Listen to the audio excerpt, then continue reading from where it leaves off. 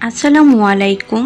ঢেঁড়স যাদের পছন্দ তাদের জন্য আজকে একটি নতুন রেসিপি নিয়ে হাজির হলাম।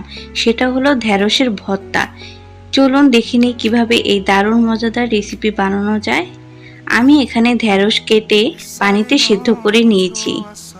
এরপর একটা বাটিতে শুকনো মরিচ ভাজা, পেঁয়াজ কুচি ও সামান্য পরিমাণ মতো লবণ দিয়ে ভালো মতো মিশিয়ে নেব।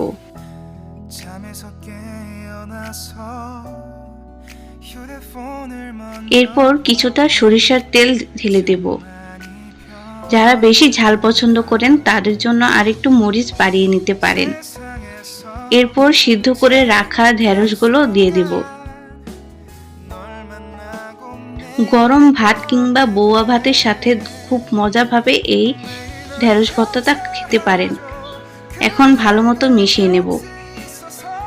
হয়ে গেল আমার ঢেঁড়স ভর্তা রেসিপি। আশা করি আজকের রেসিপিটি ভালো লেগেছে। আল্লাহ হাফেজ।